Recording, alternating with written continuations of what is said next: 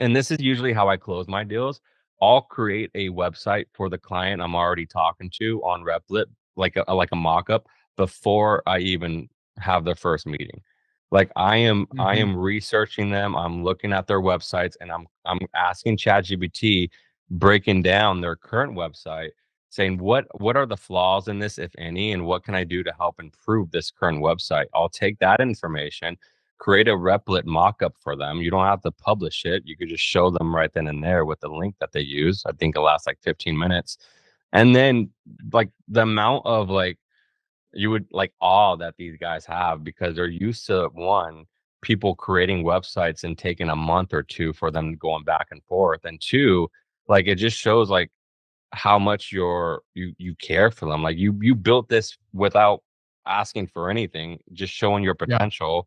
And they're like, man, this is amazing. It looks good. It's the whole theory of like Alex Hormozy. Like if you give them good stuff, like they start thinking, well, damn, like what is how like the paid stuff must Yeah, the be paid stuff must be better. And exactly. oftentimes it's not, but they have confirmation bias. So they're expecting this and Exactly. like, oh, this is better. Yeah, yeah. Like the first mock-up, like that was I mean, we made a couple of changes from then and there, but it wasn't major, drastically major than what we first did. And so it's like, I think the theory of just like showing that you did the work without even asking Yeah. goes a long way. Yeah. Cause a lot of times people go into these quotes and they're like, they do some research. And so their work isn't visible. Right. So the person that they're selling to has no idea how much research they've done. Maybe luckily you say a couple things that indicate that. But if you're actually doing work in a vibe coding app like Replit and showing them something, their confirmation bias kicks in and like, oh dang, you really care about this. Exactly. Oh, this is legit. And it's like the oldest sales trick in the book is assume the sale, right?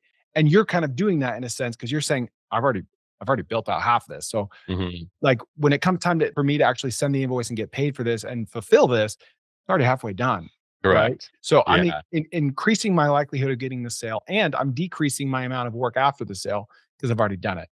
Correct. Two birds Yeah. with one stone. And then the cherry on top is like what go high level and just other KPI metrics that you could add on to help improve their business so that they could continue to grow and scale, or even like the fear metric of like, dude, you're potentially losing this much revenue if you're not booking throughout these days. Or like Mhm. I made a KPI dashboard from Replit just based off of what barbers and stuff would use.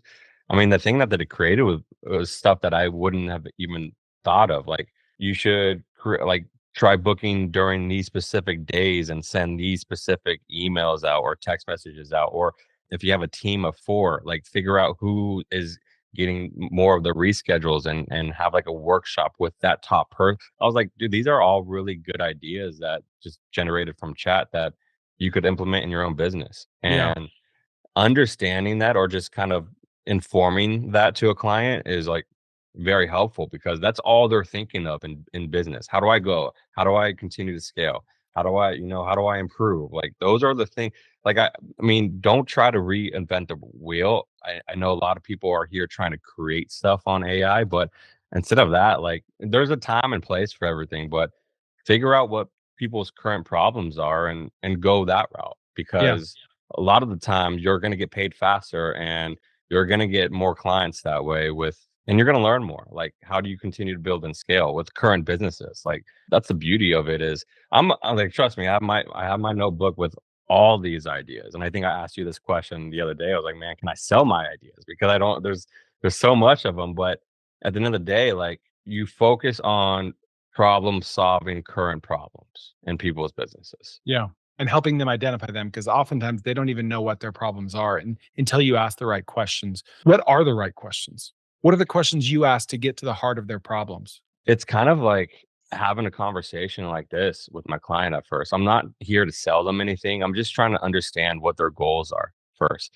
And so kind of like the questions, I mean, I want to break down what their, ideally what their year would look like, what their overall goals are. Any idea of like marketing or newsletters or kind of I mean, I ask everything and I just have an hour conversation with them, just kind of breaking down their current business. And I think just with the amount of knowledge that I've learned through the last 15 years through the e-commerce side and through the mergers and acquisition side and just all of it in the stock market and breaking down earnings reports. Like you could really understand a client just by having a simple 1 hour conversation. Ideally, the more intel you could get on your client, the better you could figure out directly what they need help with the most.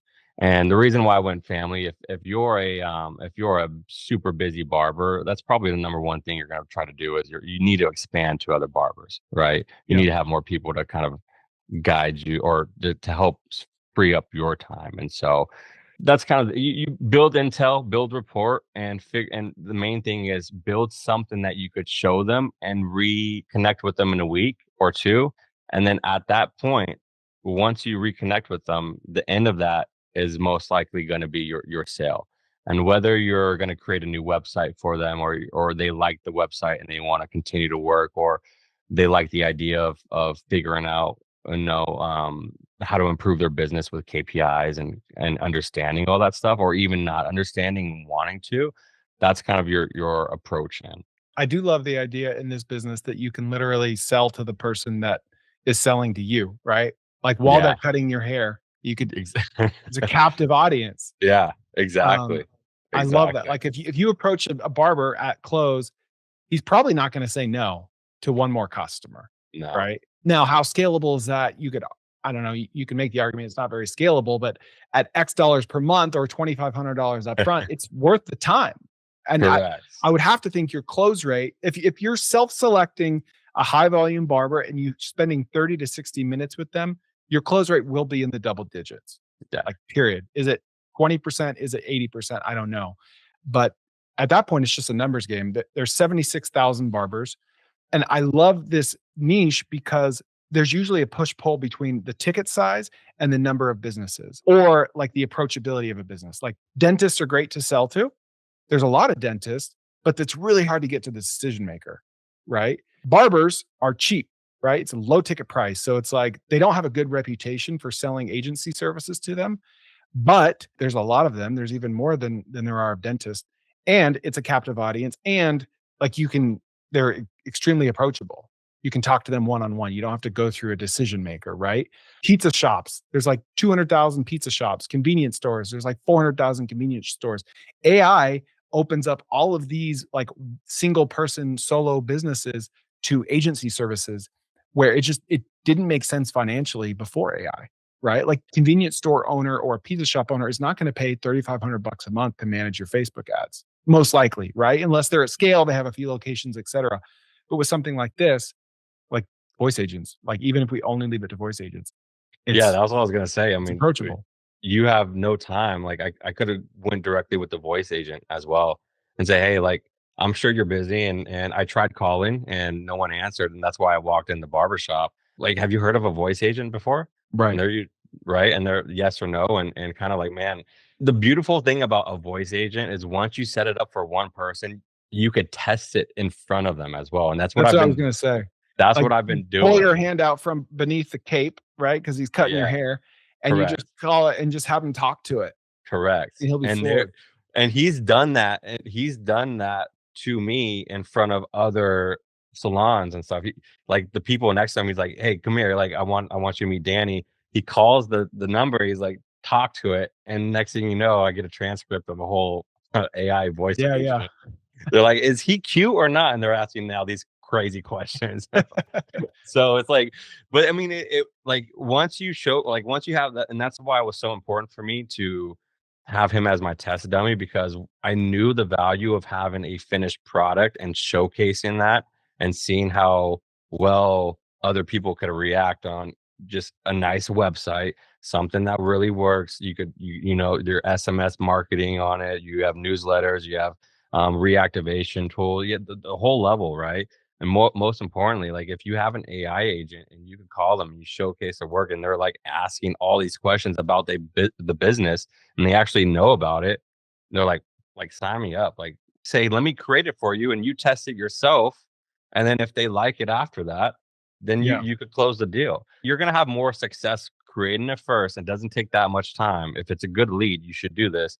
You're gonna have more success creating the deal and showcasing that, closing the deal after you show them everything that you created, in my opinion. I mean, you could even take it so far. Like, let's say you walk into a barbershop cold and you're getting some good reception from him. You heard about voice agents? And like, he doesn't even know you're selling to him yet, right? You're like, Yeah. dude, let me show you this. But before you pull out your phone, you open up high level on your phone and you go to the settings for the voice agent and you change out the name of the business to his business name right Mm, then before you call. And you call, it's like, yeah. hey, this is Bob. He's like, what? That's me. And it's like, boom. Yeah. Could you imagine that? Yeah, that's good. Like, if yeah, you could easily set that up. If you know you're gonna go showcase or you show them, like, and they're like, "Wow." Yeah. And It's that's barbers, salons, nails, massage, like, Yep, all of those type of industries, like, that you're gonna schedule appointments, and they're asking and they're calling, yeah, tackle that. and I've done this myself. It's literally that easy as going in the voice agent and changing the name of the business, and then click Yeah. save, and then it updates automatically. Hey, believe it or not, this is actually just a small segment of the full episode. If you want to watch the full episode of this, check out the link in the description.